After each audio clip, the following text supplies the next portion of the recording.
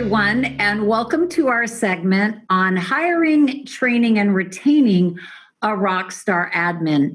You know, our whole theme for this event is how they built it. So I took a bit of a sidetrack from our normal interviews to invite our coach, Alyssa Granlund. Alyssa is one of our top coaches. She's been with me for many, many years. And I thought Alyssa could share how she has helped them build it, because she has coached probably, Alyssa, at this point, hundreds, if not thousands, of top producing real estate agents on many aspects of their business.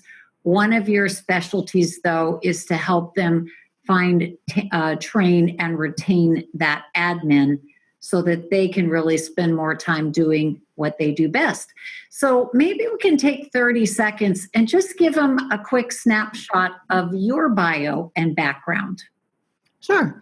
Thanks so much for having me, Debbie. And so I have been in real estate this is my 31st year. I started out as an admin, just really short-lived admin job, and then moved into sales pretty rapidly. And I realized once I got into sales that it was really important to leverage. And so I grew a team. Then I managed a brokerage. And then lastly, now I've been coaching full-time. Yes. And I mean, your bio is even more extensive than all of that. For example, I think in your first 2 years in the business, you were at 100 units closed as your own personal production. So you've been there, done that in terms of being the agent that's trying to do it all, then gets to that breaking point and has to start hiring. So I wrote down some things that I know we are often asked when people are either looking at hiring an admin or replacing who they have. So one question always is, where and how do I find that perfect assistant? So any quick tips on that? Yeah, quick tips on that. Well, one thing I would say is don't hire the first warm body that comes along. That's what we tend to do because we're in such a hurry. So I would definitely run an ad. And personally, I have a lot of clients right now using Indeed.com to find people. Yes. And then in the ad, I know one of the things we always like to tell them is, let's look at the resumes carefully. We personally love to use the DISC assessment. They may have some other tool they like to use. Before they spend a lot of time meeting with these people, I think it would be important to know, are they going to be a fit for the job description that I have, or should I just not even bother, right? Because they may get a lot of applicants potentially. Mm-hmm. So creating the job description, any tips on how they begin? So, here's a blank piece of paper. Now what? What do I want this person to do? Well, I think the first thing that I have people do is take a look at what are they really good at? Where should they be spending their time? And as an agent, we want to be spending our time on the relationship. So anything else we can get off of our plate, that should really go on the job description. So the dollar generating activities, that lead gen, the prospecting, the follow-up, that's yours. Everything else needs to be assigned to somebody else. Really. Yeah, I like to think of it as, I often say to agents, do a time log for the next week or two. Write down next to each activity in your day, IP, income producing, IS, income servicing, or S for stuff. And in the IS and S, that's where we could start to look at what are those things we could move over to an admin, right? So how important do you think some type of personality assessment is? We utilize the DISC. How important do you feel that is? I think it's really important. I'm a 99I and then an 81D. And so it's important for me to have somebody who has more S and C because I'm not as sensitive and I need somebody who doesn't get bored with the routine tasks. I need someone to do that so that I can be out generating business. So I think it's really, really important. If I bring on somebody that I would have a lot of fun with, another I, we're going to have fun but not get anything done. Right. So it's really important to think about that in your selection. that, and I think for most agents, actually, getting a detail-oriented, steady person is going to be really important to do those kind of mundane, kind of repetitive tasks.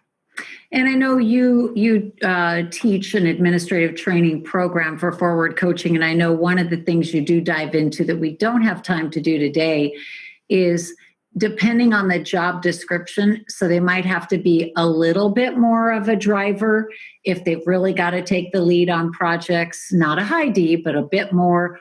Or they might have to have a little bit of that I, that influencer, if they're doing a lot of interacting. And yet, if you take a back office person, they really don't need that. They need that super high S&C. So job description, then looking at that DISC assessment. And I think, not hiring someone because you like them, but because they actually are a fit for that particular role. That's right. Any tips for screening the resumes? I know a couple things I often look for is a lot of job hopping. That's always a scary concern to me, unless you can see they were young and there's a real career path. You can see them moving up into the industry. Also, I just personally don't love hiring people that have a very significant commute, that they always tell you they don't mind driving, and then they do. Any other tips for screening? So I typically will put a task in the job description or in the ad. I'll ask them to send me their resume and a cover letter, telling me why they would be interested in the position. It screens them out, because you get a lot of people that don't read the ad, that are just applying to every job under the sun. And we want to, weed through, find the people who really want the job, and then also the people who take direction. So I also take a look at how quickly do they respond to me when I ask them a question. How fast do they get back to me? That's really important too, because they're going to be at their top, at their best right now, and it's just going to go. It could go down from there. So yeah, they're on their best behavior, and if it's not good now, for example, it's so interesting. I was on a Zoom the other day with someone, and they're in this weird sloppy t-shirt with their hair up and a random pony on the side, and their dog running through and barking in the background. And I'm thinking, no, because again, honeymoon phase, right? If you're not on your best behavior at this moment, it shows also a little bit of a lack of common sense, I think. Right? So ask a lot of questions, get to their life story. Give us an example, if you will, of a few really awesome questions that kind of get them to open up. So I like to find out how they interact with people in difficult situations. So I think that's important, because our job is so stressful. And so we want people that are okay under pressure, or that, like you said, have common sense, that and also that aren't blamers, or that type of thing. So I like to ask questions about, tell me a time when you have been faced with a difficult client and how you handled it. Or tell me a time when you had a conflict with a coworker and how you handled it. That way we can kind of see, do they have the problem solving skills? Are they smart enough to see where you're going? And then also, do they blame other people for the issues? Yeah. And I like to ask them, tell me what you liked and did not like about your previous job. Because even if they had a boss that was Attila the Hun, if they have good common sense, they'll say, well, they were a little bit of a difficult personality. And over time that became, they don't go, oh, I did you kind of get them to open up about that previous boss is helpful. Also, I found that they will try to be what they think you want. So if you ask, do you ever want to sell real estate? Oh, yeah, I'd love to sell real estate. And you're thinking, well, then I don't want to hire them because I don't want to become an agent. And maybe they don't even really want that. They just thought that was the right answer. So I think you have to be a little. That's a good one. Or I'll ask them, what's your 3-year plan? Where would you like to be in 3 years or 5 years, or, that type of thing? So one favorite question I had is, this is a very entrepreneurial business, And as the leader of this team, I have a lot of options and opportunities I could put on the table if I really understand you. And so tell me, to start with, where would you like to be in 3 years? That's a good one.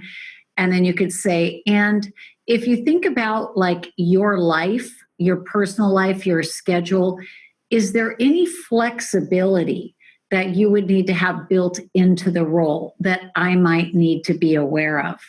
I always will remember I asked one lady this, and she said, well, I have 5 children and I'm the team mom and the this and the coach and the that. And yeah, I need a lot of time off during the day to go to this school. I'm like, yeah, no, good for you, but not going to work for me, right? So we want to ask those questions in a way that they're not answering what you want to hear, but you're getting really under the hood, so to speak, and figuring it out, right? Mm-hmm. Yeah. So then how do you train them? Because that's why we have the administrative training program, because many of our clients don't want to train them. However, if they are going to train them themselves, 2 or 3 secrets to that? Yeah. So number one, you've got to break it down. I mean, like you like to say, how do you eat an elephant, right? Mm-hmm. One bite at a time. So I like to break it down into projects, and I want them to really own each individual project before I move on to another one. We have a tendency to lay everything on them, and they get overwhelmed and they never really have a good grasp of what's going on. So you have to be thorough and break it up into small pieces and just teach them each piece so that they can own it. I think that's the most important thing when you're training them. What you and I have heard a lot too, complaints from admin that say they don't spend any time with me. They won't meet with me. And if they do meet with me, the agent is on their phone or in their email. They're not focused and paying attention. So you do need to be responsible to invest some time with them. And, if you're watching this and saying, well, can I sign up for Alyssa's program? We don't have another one starting yet because here we are at the holidays. And yet you can always certainly email me, Debbie at forwardcoaching.com. We'll put you on a waiting list for the next one. But even if they put them in your program, they still need to have regular meetings. And I think part of your program is you do some modules to help them be a better boss, mm-hmm. right? Because we don't want to take a good person and ruin that chance to turn them into that rock star admin. What about setting proper expectations? Give me a minute or two on that, if you will. So it's important that people understand what they're working on and working toward. And so as we do as agents, we set goals for the year. We also need to be setting goals with our administrative staff and our buyer's agents and whoever is on our team, and to help them to manage those expectations. So usually what I like to see is that people have 3 rocks that they're working on. Mm-hmm. And then we talk about how long we're planning that's going to take to get that piece accomplished. So for instance, say we were working on a post-closing process. Mm-hmm. That might be their rock that they're going to have for this month, and we're going to work through all the pieces of that so that, again, we can get something finished and then, move on to the next thing. So that's how I like to do it, is just really lay out the pieces and then set some deadlines and timelines for completion. And then ideally end up with if you will, a systems manual, right, of how everything has a process, a checklist. So even if they one day leave, you've got something to drop that next person into, right? So important. Mm-hmm. And then I wrote down setting their daily, weekly, non-negotiable items. So any thoughts there? Yeah. So, as we do as agents, we always try to plan out our perfect day or our perfect week. And we also want to do that with our admins, because there is probably some consistent marketing that you want to get going, or a social media post or whatever it might be. Mm-hmm. And so we want to get these into the calendar. And like Debbie said, that they would be non-negotiable items that for sure on Thursdays at 10 a.m. our email blast goes out. Mm-hmm. The beauty of having these things in place is then they have things to work on when you're not in the office, because we're getting that work done. So they have daily, non-negotiables on a recurring calendar, weekly hot projects and priorities that you would establish with them the Friday before, the Monday of, and then maybe the monthly bigger projects. And then of course we have to check back and see how are they progressing. I do think it's important to give them your priorities, because how they might restack the deck may not be the way you prefer, right? Because we do what we like to do, right? Yes, do what we like to do, or do what they think is most important when it's actually not. So I know in the administrative training, each module, they actually end having an assignment and a piece that can go into that systems manual and binder, which make it a lot easier for the agents to have a template to follow. So again, guys, if you have a question for Alyssa, you can email Alyssa. It's just alyssa@forwardcoaching.com, right? Is your email.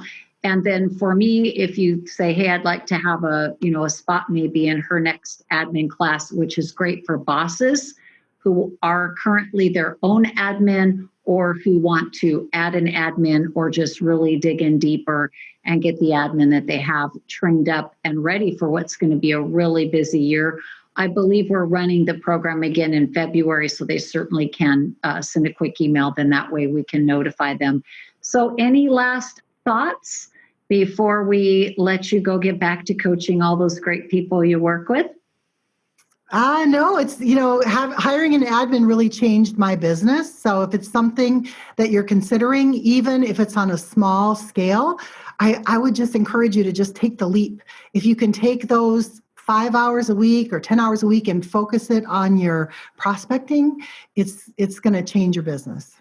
You made me think of one last thing. I was on with the coaches yesterday, and they were talking about a common pushback on hiring an admin is, I'm a perfectionist.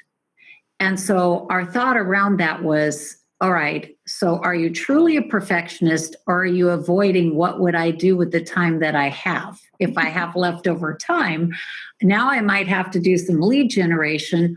Or if you truly, it is about just those perfection or items that you are incredibly picky about, then how about making a list of what those are? Chunk out all the other duties, get your admin well trained on the other duties, hold on to the pieces you're afraid to let go of. When you feel comfortable and confident they're moving forward, now you can begin gradually to transfer over some of those bigger pieces, right? So it doesn't have to happen all at once. All right. So Alyssa, thank you for joining us. Everyone, thank you for watching, and we'll be on to our next interview very soon. Thanks, Alyssa. Thanks, Debbie. Bye-bye. Bye.